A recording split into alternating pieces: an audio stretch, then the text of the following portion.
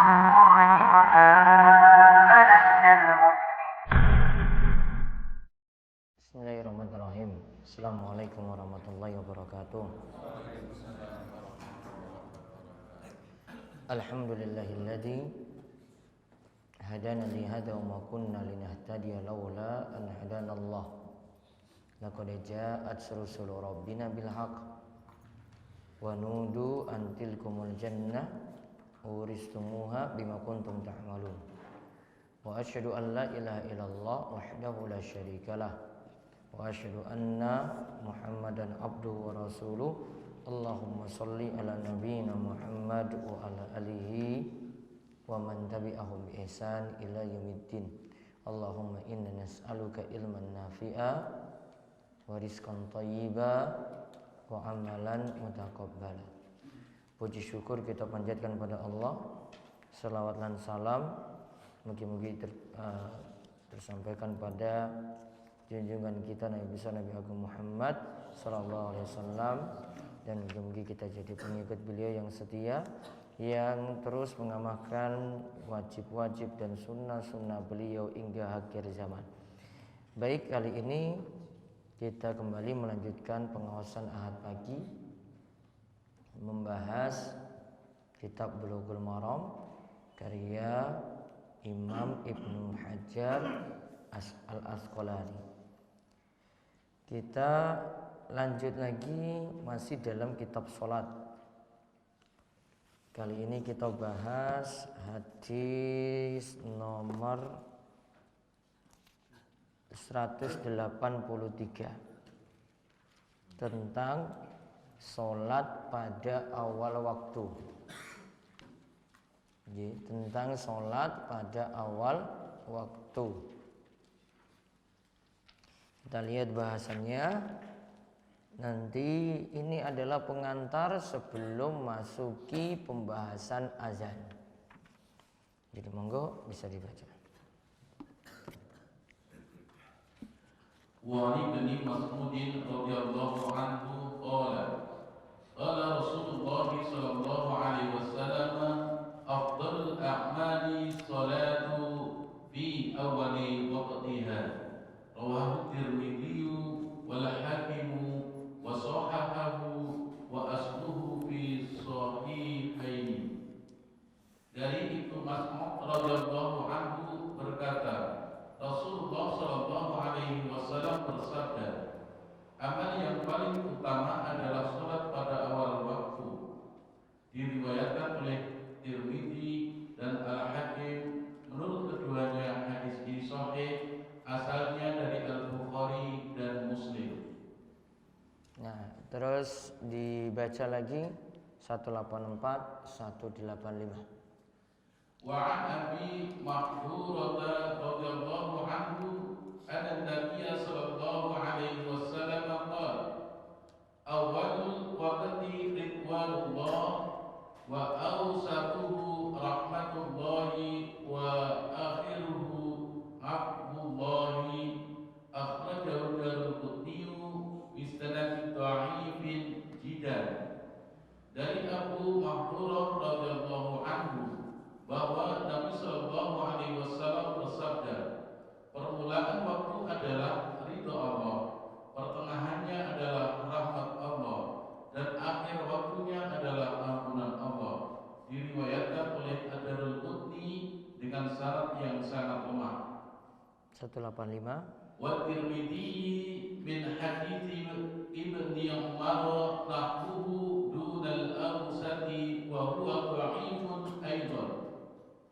Diriwayatkan oleh At-Tirmidzi dari hadis Ibnu Umar seperti itu juga, dengan tidak menggunakan kalimat pertengahannya, dan itu pun lemah juga. Baik, kita lihat 3 hadis ini membicarakan tentang waktu sholat, yaitu sholat pada awal waktu. Saking Ibnu Mas'ud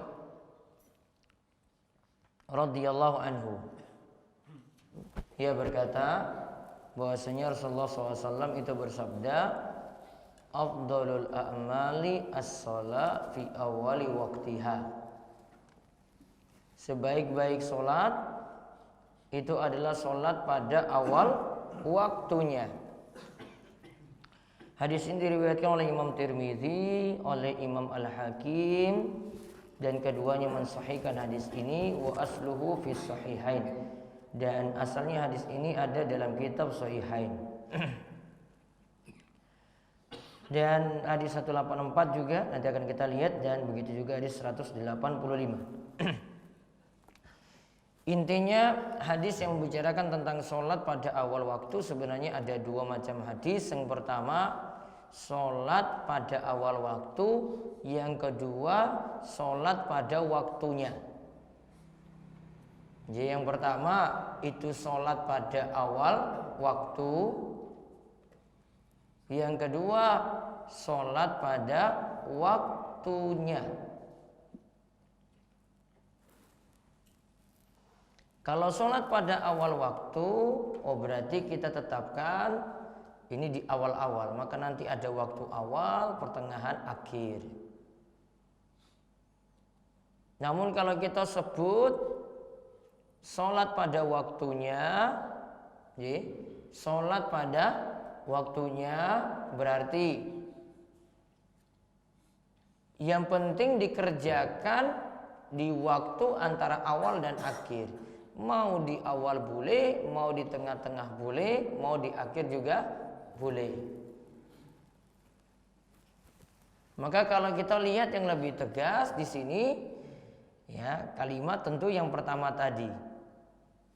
Sholat, sebaik-baik sholat adalah sholat pada awal waktu. Sebaik-baik sholat adalah sholat pada awal waktu. Dan ingat di sini disebut, ya, faedah yang kita bisa ambil, langsung kita bahas faedahnya. Satu, disebut sebaik-baik amalan.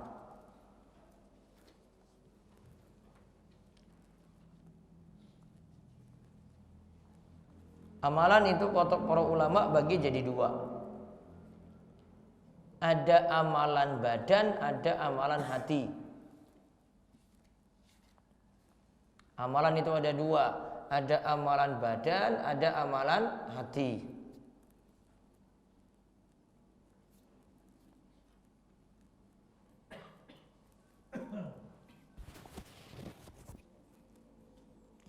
Berarti kalau kita bahas sebaik-baik amalan itu adalah sholat pada awal waktunya. Sholat pada awal waktunya berarti yang kita maksud amalan di sini sebaik-baik amalan adalah amalan badan, yang terkait dengan amalan badan. Maka dilanjutkan, sholat itu termasuk amalan badaniyah, amalan badan kita.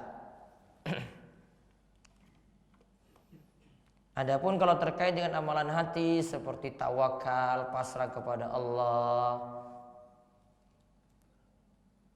seperti kita itu takut kepada Allah, rasa harap yang penuh kepada Allah. Ini amalan-amalan seputar hati semuanya. Ini amalan-amalan seputar hati. Namun kalau kita bahas kaitannya kalian sholat, ini yang dimaksud adalah amalan badan. Yang dimaksudkan amalan badan, yaitu dia gerak dulu dari atau saking takbir Allahu Akbar. Nah, ini tangan gerak. Walaupun itu juga adalah amalan hati, namun yang orang lihat, orang saksikan, orang yang sholat itu sedang melakukan amalan badan. Karena badan yang bergerak saat itu.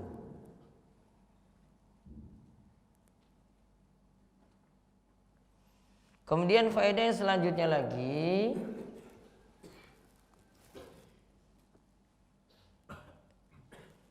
sebaik-baik sholat adalah di awal waktu. Sebaik-baik sholat adalah di awal waktu dan berlaku secara umum. pada 5 sholat. Dan berlaku secara umum pada 5 sholat wajib. Maka sholat subuh yang paling afdol ya di awal waktu, sholat zuhur juga di awal waktu, sholat ngasar juga di awal waktu, sholat maghrib juga demikian, begitu juga sholat isya. Namun ada lagi faedah yang ketiga, ada sholat yang boleh kita akhirkan. Nanti ada 2. Ada sholat yang boleh kita akhirkan. Yang pertama, sholat isya selama tidak memberatkan jamaah. Yang pertama sholat isya selama tidak memberatkan jamaah. Berarti kalau memberatkan, maka tidak boleh diundur. Wah, iki wis pada ngantuk. Imamnya kok urung metu iki, wis jam 09.00 lho. Ya kan azannya jam 7 misalnya. Undur-undur, boleh dia mundur. Namun masalahnya, jamaah berat sekali nunggu. Ini Pak Imam ini kok belum keluar. Ya, kebangetan banget ya. Ini kok belum keluar, jam 10. Ini juga belum. Kalau dulu kebiasaan para sahabat seperti nunggu Nabi SAW. Karena mungkin beliau banyak pertimbangan, ini butuh persiapan, ada jamaah yang butuh untuk diakhirkan dan macam-macam, tidak memberatkan. Maka ketika tidak memberatkan, Nabi SAW itu undur waktu sholat isya tadi. Sampai diceritakan ada sahabat yang saat itu tidur-tiduran. Nabi SAW itu datang, langsung mereka itu bangkit semuanya, tanpa lagi ulangi wudhu. Karena cuma tidur-tiduran saja. Tidak sampai hilang ingatan. Langsung saja ketika itu mereka sholat tanpa lagi mengulangi wudhu. Menunjukkan mereka itu tunggu waktu sholat isya tadi dilaksanakan. Namun kalau memberatkan, maka tetap dikerjakan lebih awal. Nah sekarang waktu yang kedua, waktu sholat yang boleh diundur adalah sholat zuhur ketika keadaan sangat panas. Yang kedua adalah sholat zuhur ketika keadaan sangat panas. Jadi panas ini jadi faktor penghalang sholat dikerjakan di awal waktu. Kenapa kok panas sampai diundur? Dikarenakan ada yang ketika panas nggak bisa konsen ketika jalani sholat, nggak bisa khusyuk, maka diundur saat itu. Nabi SAW katakan dinginkanlah sholat tersebut. Artinya dinginkan itu artinya undur sampai keadaannya itu tidak terlalu panas. Adapun hadis yang berikutnya, hadis 184, sholat di awal waktu itu mendapatkan ridho Allah, sholat di pertengahan itu mendapatkan rahmat Allah, sholat di akhir waktu itu mendapatkan ampunan Allah. Jadi sebutkan 3 nggih. Sholat di awal waktu dapat ridho Allah, sholat di pertengahan dapat rahmat Allah, sholat di akhir waktu dapat ampunan Allah. Kemudian ada tambahan lagi 185 disebutkan diriwayatkan oleh Imam Tirmizi dari hadis Ibnu Umar radhiyallahu anhuma, semisal itu juga tanpa menyebutkan waktu pertengahan, namun juga sama hadisnya dhaif. Maka hadis 184, 185 tidak perlu dibahas. Kenapa tidak perlu dibahas? Hadisnya itu dhaif. Lalu kenapa Imam Ibnu Hajar kok masukkan hadis dhaif di sini? Untuk menjelaskan kalau ada yang menyebutkan hadis Daruqutni tadi, hadis riwayat Daruqutni tadi, orang harus tahu, oh itu hadis bermasalah. Enggak usah sampai disebar-sebarkan. Ya, enggak usah sampai disebar-sebarkan. Imam Ibnu Hajar cuma sebutkan saja untuk menunjukkan kalau hadis tersebut hadis yang bermasalah. Ini hampir mirip dengan pembagian waktu puasa itu jadi 3. Awalnya apa? Rahmat. Tengah-tengahnya apa? Ampunan. Iya. Awalnya apa? Bukan yang tentang masalah puasa. Rahmat, ya, pertengahannya ampunan, yang terakhirnya dibebaskan dari neraka. Itu hadisnya dhaif juga. Yang tepat seluruh bulan Ramadan itu rahmat, seluruh bulan Ramadan itu dapat ampunan, seluruh bulan Ramadan itu akan hapuskan kita, akan bebaskan kita dari api neraka. Jadi semuanya dapat, nggak perlu dibagi-bagi 3 tadi. Jadi seluruh bulan Ramadan itu rahmat, seluruh bulan Ramadan itu ampunan, seluruh bulan Ramadan itu akan dibebaskan dari api neraka. Dan hadis-hadis yang menyebutkan seperti ini ada semuanya. Yang menyebutkan seluruh bulan Ramadan rahmat, yang menyebutkan seluruh bulan Ramadan itu ampunan, yang menyebutkan seluruh bulan Ramadan itu akan dibebaskan dari api neraka, itu ada dalil-dalilnya masing-masing. Nah, sekarang kita lihat hadis 186. Wa 'an Ibni Umar radhiyallahu anhuma anna Rasulullah sallallahu alaihi wasallam qala la salata ba'da al-fajr illa sajdataini akhrajahu al-khamsatu ila an-Nasa'i wa fi riwayati Abdir Razzaqi la salata ba'da tulu'il fajri illa ra'atayil fajr. Dari Ibnu Umar radhiyallahu anhuma bahwa Rasulullah sallallahu alaihi wasallam bersabda, tidak ada salat sunnah setelah fajar kecuali 2 sujud, 2 rakaat. Dikeluarkan oleh imam yang 5 kecuali An-Nasa'i. Dalam riwayat Abdur Razzaq disebutkan tidak ada sholat sunnah setelah terbit fajar melainkan 2 rakaat fajar. Lanjut 187. Wa mithluhu lidarul qutni ngani bni Amri wa bni Nas. Dan hadis serupa diriwayatkan oleh Ad-Darul Qutni dari Ibnu Amr bin As. Baik.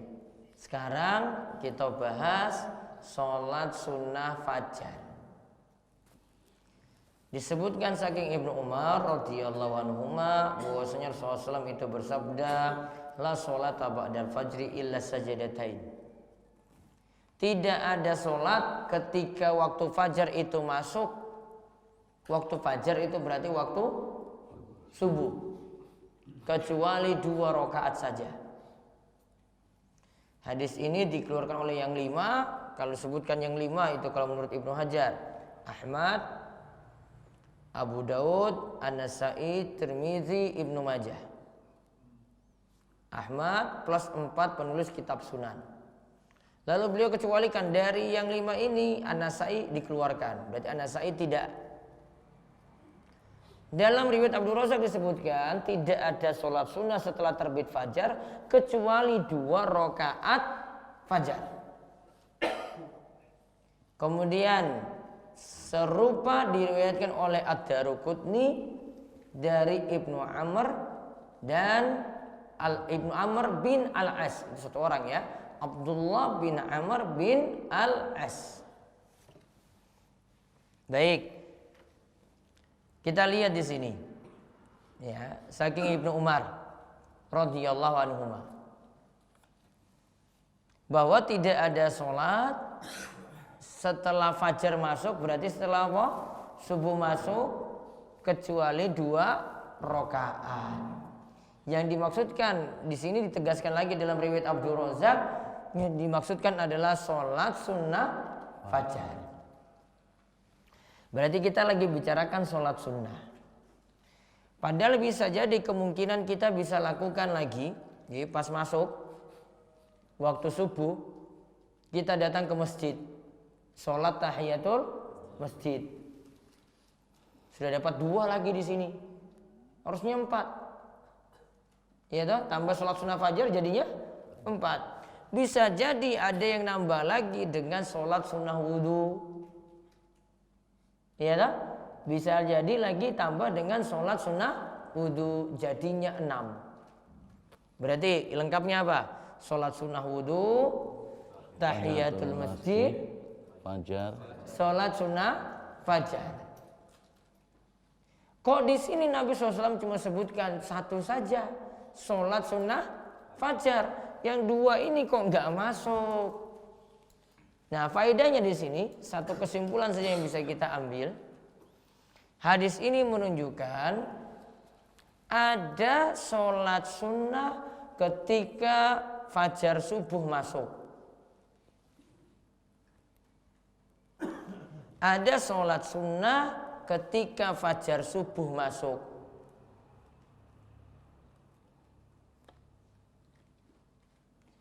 Yaitu sholat sunnah fajar 2 rakaat.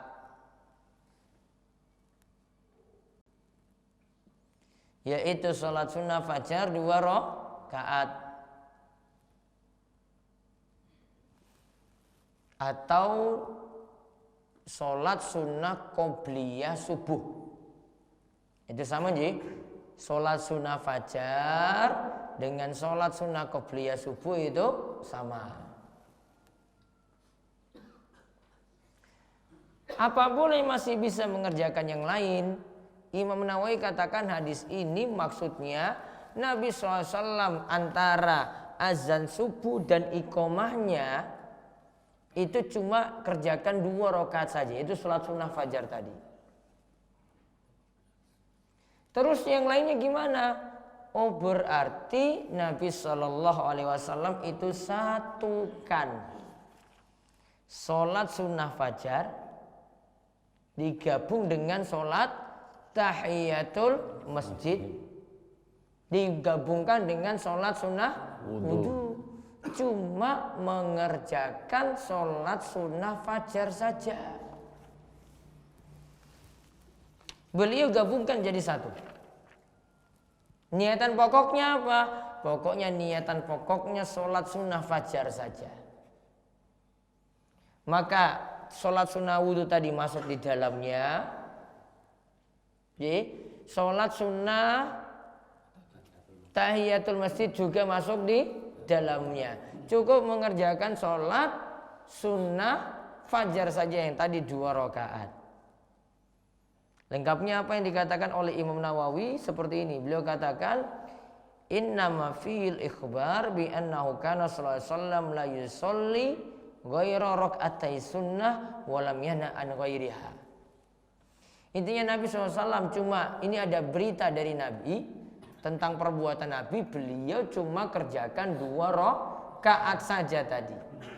Namun ini bukan berarti larangan tidak boleh kerjakan sholat sunnah yang lainnya. Cuma kalau kebiasaan Nabi SAW gimana? Kalau masuk subuh, beliau cuma mengerjakan 2 rakaat. Namun kalau kita mau tambah dengan yang lainnya boleh. Namun kalau mau kerjakan 2 rakaat, bisa kita masukkan apa di situ? Sholat sunnah wudhu, sholat tahiyatul masjid. Dan itu ibadah itu jadi ringkas loh. Ibadah itu jadi singkat dilakukan.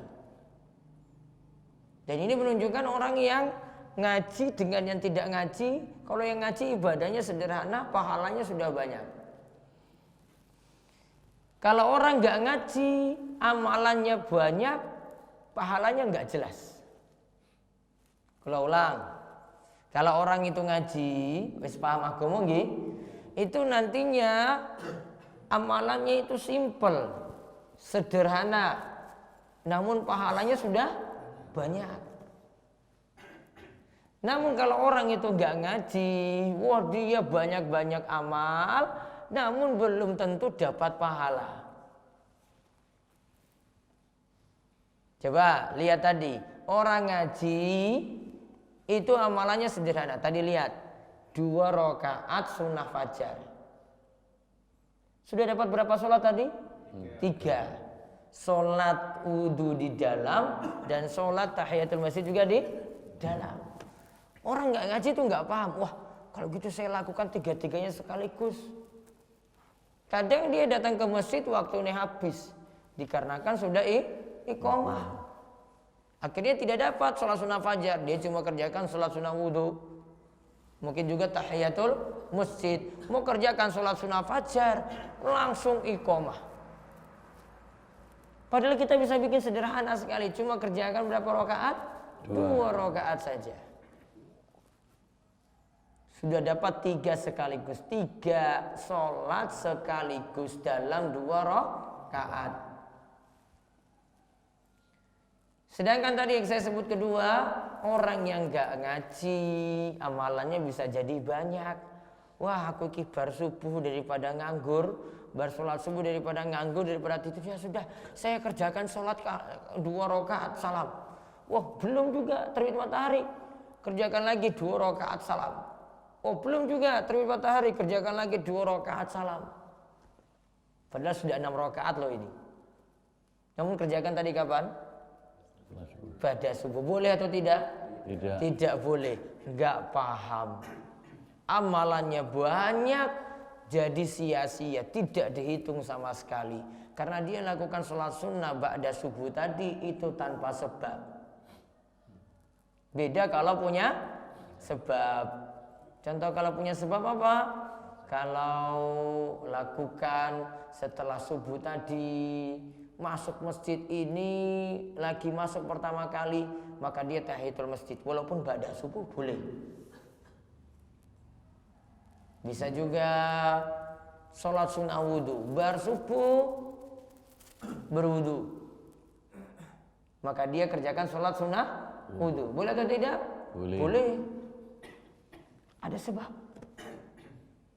Jadi kalau sholat sunnah yang punya sebab, boleh dilakukan pada waktu terlarang untuk sholat. Namun kalau nggak punya sebab kayak tadi saya sebut, wah ya aku nganggur, ngapa ya sholat saja. Kalau nggak tahu ini ilmunya, nggak pernah ngaji, wah ini nggak akan tahu seperti tadi. Padahal ini waktu terlarang untuk sholat. Maka ingat sekali lagi, orang berilmu, ngaji, paham agama, ibadahnya simpel, sederhana, namun pahalanya sudah banyak. Sedangkan orang itu kalau nggak ngaji, amalannya dia buat banyak, belum tentu diganjar oleh Allah Subhanahu wa Ta'ala. Paham ya? Nah, berarti kita dituntut, ya, yang penting sesuai tuntunan, walaupun ibadahnya itu sederhana. Daripada amalan kita itu banyak, semuanya tidak ada tuntunan sama sekali. Nah, sekarang lagi berikutnya dari Ummu Salamah terakhir. Wa an Salamata radhiyallahu anha qalat shalla Rasulullah sallallahu alaihi wasallam al-'asr thumma dakhala baiti fasalla ra'ataini fasa'altuhu faqala sughiltu an ra'ataini ba'da zuhri fasallaituhuma al-'an qultu afa naqdihima idza fatatna qala la akhrajahu Ahmadu. Dari Ummu Salamah radhiyallahu anha berkata, Rasulullah sallallahu alaihi wasallam salat asar lalu masuk rumahku, kemudian beliau salat 2 rakaat. Maka aku menanyakan dan beliau menjawab, aku sibuk sehingga tidak sempat melakukan 2 rakaat setelah zuhur, maka aku melakukan sekarang. Aku bertanya, apakah kami harus melakukan qadha jika tidak melakukannya? Beliau bersabda, Tidak, dikeluarkan oleh Ahmad. Taib. An Ummi Salamah, dari Ummi Salamah, istri Nabi SAW, yang suaminya dulu bernama Abu Salamah. Kemudian setelah Abu Salamah meninggal dunia, akhirnya Ummu Salamah dinikahi oleh Nabi SAW. Ia berkata, "Shalla Rasulullah sallallahu alaihi wasallam al-asra." Rasulullah sallallahu alaihi wasallam itu mengerjakan salat asar. Summa dakhala baiti. Lantas dia masuk ke rumahku. Fa shalla rak'atain. Ketika itu, ini setelah apa tadi? Setelah salat asar. Nabi kerjakan salat 2 rakaat. Fasa'altuhu, aku tanya pada baginda Nabi SAW tentang hal itu, kok ba'da asar masih lakukan sholat 2 rakaat? Maka ketika itu Nabi SAW jawab, syugiltu an rak'ataini ba'da zuhuri. Aku sibuk sehingga tidak sempat lakukan sholat sunnah ba'diyah zuhur. Kemudian pas sholat itu ma'al'an, aku kerjakan 2 rakaat tersebut saat ini, yaitu setelah asar. Afanaqdihima iza fatatna. Para sahabat tanya, wahai Rasulullah, kalau kami luput dari ba'diyah zuhur juga, apakah kami itu perlu menggantinya pula? Maka Nabi SAW katakan, la. Akhrajahu Ahmad. Hadis ini dikeluarkan oleh Imam Ahmad. Kesimpulannya ini membicarakan tentang sholat sunnah setelah asar. Kesimpulannya dulu kita bahas. Yang pertama, ba'da asar tetap dilarang melakukan sholat sunnah. Ba'da asar tetap dilarang untuk melakukan sholat sunnah.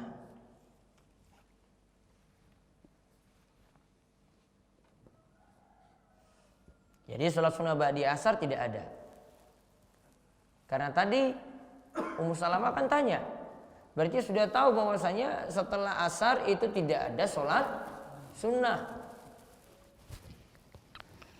Apa hikmahnya terlarang? Kalau kita tidak tahu hikmahnya, ya pokoknya jangan dilakukan saja. Ingat, setiap perintah itu pasti semuanya punya kebaikan. Setiap perintah Allah semuanya punya kebaikan, walaupun kita tidak tahu hikmahnya. Setiap larangan itu juga pasti punya hikmah, walaupun kita tidak paham hikmahnya seperti apa. Pokoknya manut saja apa yang diperintah dan apa yang dilarang tadi, pokoknya kita manut. Kemudian faedah yang kedua, ada tuntunan sholat sunnah ba'diyah zuhur. Ba'diyah zuhur ada. Dan boleh dirutinkan enggak? Boleh. Dan itu masuk rawatib, masuk rawatib yang 12 rakaat. Karena 12 rakaat itu kalau kita bicara 12 rakaat dalam sehari, qobliyah subuh 2 rakaat, qobliyah zuhur 4 rakaat, ba'diyah zuhur 2 rakaat, ba'diyah maghrib 2 rakaat, ba'diyah ngisya 2 rakaat.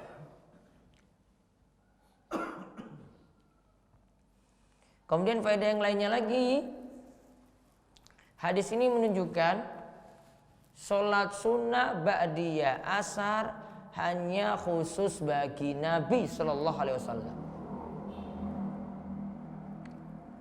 Sholat sunnah ba'diyah asar hanya khusus bagi Nabi Sallallahu Alaihi Wasallam.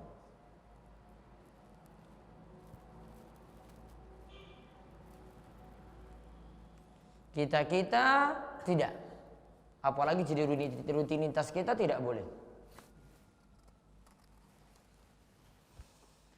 Kemudian faedah yang terakhir, sholat sunnah setelah asar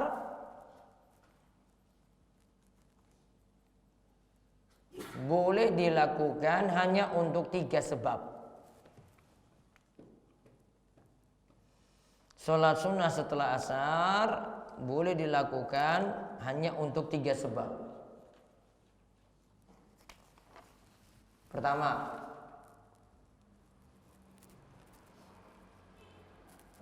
cuma khusus dilakukan oleh Nabi SAW. Kedua, untuk mengqadha sholat sunnah rawatib zuhur. Untuk mengqadha sholat sunnah rawatib zuhur, berarti dia ganti sholat sunnah rawatib zuhur.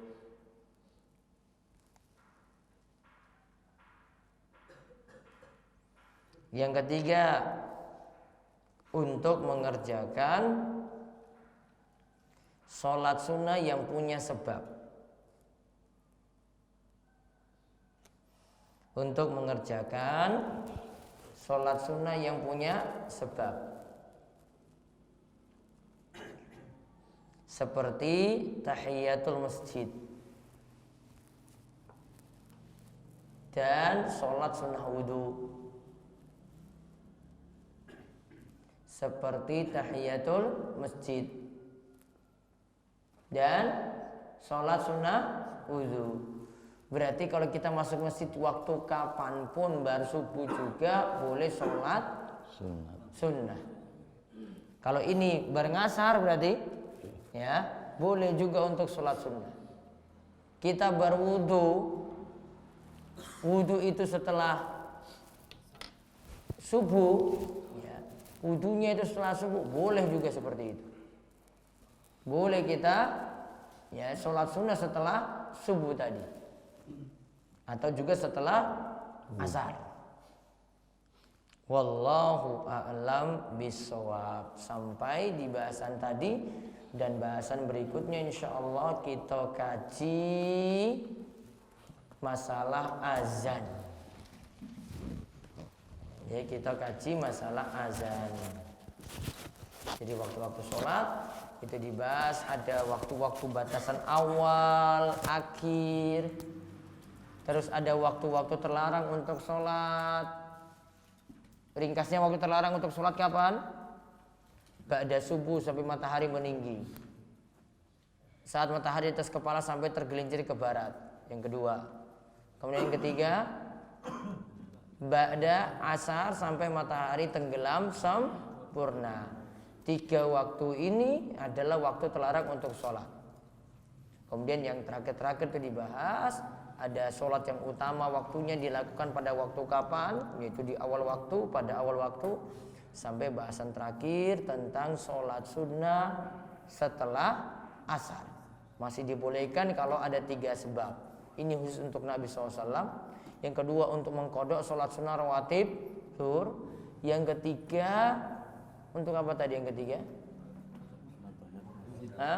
Sholat yang punya sebab, seperti tahiyatul masjid dan sholat sunnah wudhu. Wallahu a'lam. Monggo jika ada pertanyaan dipersilahkan. Ya, Pak Kasimin. Silakan. Waalaikumsalam. Yang pertama berkaitan dengan sholat sunnah qobliyah subuh. Karena dia dengar adzan, dia masih di rumah, dan sholat itu lebih baik dikerjakan di rumah. Maka qobliyah subuh dikerjakan di rumah sebelum sampai di masjid. Kemudian saya di masjid ditambah lagi dengan sholat sunnah tahiyatul masjid. Kalimat di depan lebih baik diringkas sholatnya. Setelah di masjid sebaiknya kita sholat tahiyatul masjid apa enggak, karena di rumah sudah melaksanakan qobliyah subuh. Yang pertama. Kemudian yang kedua, kalimat sebelum zuhur ada kalimat 4 rakaat sebelum zuhur. Seandainya yang 2 rakaat itu tahiyatul masjid kemudian ditambah 2 rakaat itu sebelum zuhur, itu sudah termasuk 4 rakaat atau belum? Terima kasih. Assalamualaikum warahmatullahi wabarakatuh. Jadi kalau di rumah sudah sholat sunnah fajar karena pertimbangan iqomahnya masih lama, boleh, bahkan lebih afdol. Berarti ketika masuk masjid cuma mengerjakan sholat tahiyatul masjid saja, karena sudah dilakukan di rumah. Karena di rumah itu paling afdol untuk sholat sunnah diletakkan di rumah. Di antara manfaatnya amalannya jadi rahasia. Manfaat yang kedua, banyak tempat sholat. Sehingga nanti pada hari kiamat itu banyak tempat yang jadi saksi. Jadi boleh seperti itu. Dengan pertimbangan tadi selama jarak iqomahnya itu masih lama. Terus yang kedua tentang sholat apa tadi? Qobliyah zuhur itu sekawan rakaat 4 rakaat. Terus 2 rakaat tahiyatul masjid, 2 rakaat lagi sholat sunnah qobliyah zuhur itu berarti. Baiknya yang tahiyatul masjid dijadikan sholat sunnah qobliyah zuhur juga. Jadi dia masuk masjid sholat sunnah qobliyah zuhur langsung 2, tambah lagi sholat sunnah qobliyah zuhur lagi 2 lagi. Jadi totalnya 4. Tahiyatul masjidnya dimasukkan niatnya pada sholat sunnah qobliyah zuhur tadi. Seperti itu. Ada lagi. Waalaikumsalam warahmatullahi wabarakatuh. Jika kita luput dari sholat qobliyah zuhur karena di masjid sudah terlanjur iqomah, untuk mengkhodamnya waktu Qobliyah zuhur, ya.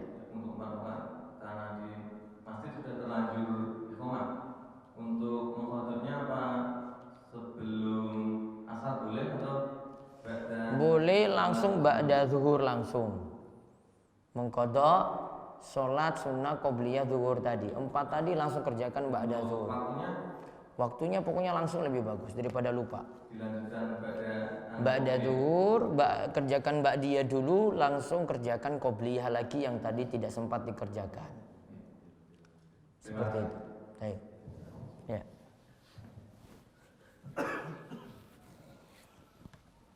Langsung saja.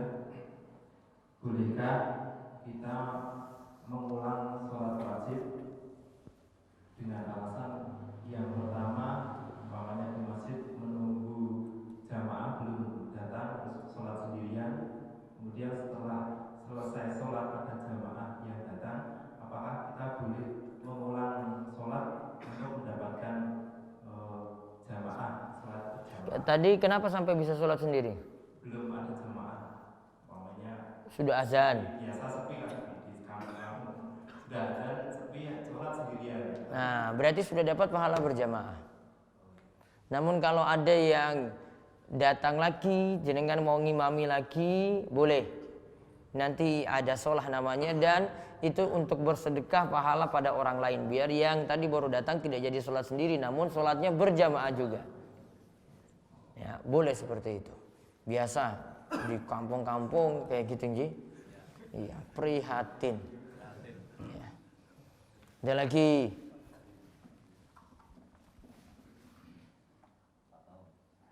Ya, dinaikkan ke atas ya. Jadi Ustaz untuk tanya yang terkait sholat zuhur yang diakhirkan tadi. Iya, ketika cuaca. Juga dengan untuk sholat sunnah ya. Untuk sholat sunnahnya? Enggak, yang sholat zuhur ketika keadaan panas bisa diakhirkan. Terus kalau untuk Jumat, sholat Jumat bisa diakhirkan. Bisa. Untuk sholat Jumat juga berlaku di situ. Artinya kalau keadaan panas ya paling dia undur setengah jam gitu boleh. Tentang waktu sholat Jumat itu ada 2 waktu. Ada sebagian ulama yang berpendapat sebelum waktu sholat zuhur masuk boleh. Namun kalau yang diterapkan di negeri kita pakai mazhab Syafi'i setelah waktu zuhur masuk dulu. Ya, namun kalau itu tadi keadaannya panas, boleh diundur waktu sholatnya tadi. Ya, boleh diundur waktu sholatnya tadi. Karena ada sebab itu. Termasuk untuk Jumatan juga boleh. Ada lagi. Namun ingat ini harus dengan kesepakatan karena Jumatan itu kumpul orang banyak. Sama seperti mau tetapkan mau jam berapa, kan ada yang setengah 12. Iya tak? Ada yang jam 1, jam 12. Ada yang 12 kurang 1/4. Ya, kalau di mana Imogiri itu rata-rata setengah 12 atau 12 kurang 1/4. Siluk ya, khusus siluk ya, khusus siluk. Ya, daerah situ jam 12/4 tuh sudah selesai semuanya pokoknya. telat sedikit sudah selesai, kamu nggak Jumatan berarti. Mereka sudah terbiasa. Ya, namun kalau kebiasaannya jam 12 ya sudah, jam 12 ditetapkan. Ya, kecuali tadi mungkin keadaan sangat panas. Namun kalau di tempat kita suhunya normal-normal saja. Enggak kayak di Arab sampai 50. Sini kan nggak pernah sampai 50. Iya toh? Kalau 50 keringatnya bagaimana lagi, mungkin kayak batu kalau di sini. Kalau di sana, wah, kelembapannya rendah jadi nggak terlalu pengaruh untuk keringat. Namun suhu panasnya bisa seperti itu. Maka sebagian ulama bahas tentang mendinginkan sholat tadi, maksudnya undur waktu sholat zuhur tadi. Itu sebagian katakan ini berlaku untuk daerah-daerah ekstrim, daerah-daerah yang sangat panas sekali. Namun kalau panasnya biasa-biasa saja tidak perlu. Ya, kita kan panas-panasnya biasa, ya kan? Tidak terlalu panas sekali kan, nggak pernah sampai suhu 50 di sini. Daerah tropis apalagi nggak terlalu panas seperti itu. Ya maka tidak diundur seperti tadi. Wallahu a'lam. Ada lagi? Nonton? Ya Pak Subo.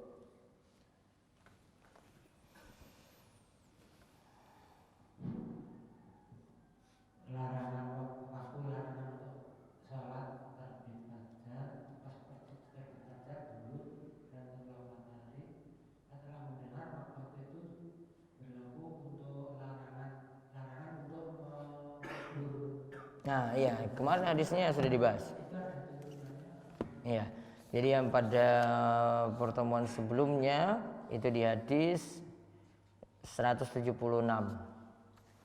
Ada 3 waktu di mana Rasulullah SAW melarang kami melakukan sholat dan menguburkan jenazah. Ini Mbak Rois harus paham ini. Pertama, ketika matahari terbit hingga meninggi. Matahari terbit sampai meninggi itu cuma 15 menit. Berarti cuma nunda sekitar 15 menit. Terus yang kedua, ketika tengah hari, yaitu matahari di atas kepala hingga matahari condong ke barat. Itu juga paling cuma 5 menit. Kemudian ketika matahari hampir terbenam. Ya, ketika matahari hampir terbenam. Ini sudah menguning, mau terbenam, ya sekitar itulah. 20 menit sampai setengah jam itu terlalu lama, setengah jam. 20 menit. Maka selama waktu itu tidak boleh apa tadi? Sholat dan menguburkan jenazah. Menguburkan jenazah nggak boleh. Ditunda sebentar saja. Ya, itu tadi hadisnya. Ada lagi? Cukup? Baik, itu saja. Untuk jamaah takhir, sholat jamaah takhir atau takdim bisa ada turunan untuk bolehkah menjamak sholat isya dan maghrib jamaah takdim karena hujan, itu tuntunannya bagaimana? Jamaah takdim boleh. Karena hujan. Boleh. Itu bagaimana tuntunannya? Kalau hujannya hujan deras. Kalau hujannya masih mudah untuk keluar, maka tidak boleh. Kalau hujannya deras, ya, kita yakin seperti itu, maka boleh menjamak, dimajukan waktu isya ke waktu maghrib. Jamak takdim. Untuk jamak ketika hujan tidak ada jamak takhir. Semuanya jamak takdim. Jadi misalnya kita sudah masuk masjid, kemudian mau keluar, wah sudah hujan deras, sudah sholatnya dijamak saja. Maghrib kerjakan tetap 3 rakaat, isya-nya tetap kerjakan 4 rakaat. Kenapa kok tidak diringkas? Karena ini bukan safar. Yang boleh diringkas di qashar itu ketika safar saja. Ada lagi? Cukup? Demikian, dan nanti jangan lupa untuk laksanakan sholat sunnah isyraq. Kita tutup kalian doa kafaratul majlis. Subhanakallahumma bihamdika asyhadu an la ilaha illa anta astaghfiruka wa atubu ilaik. Assalamualaikum warahmatullahi wabarakatuh.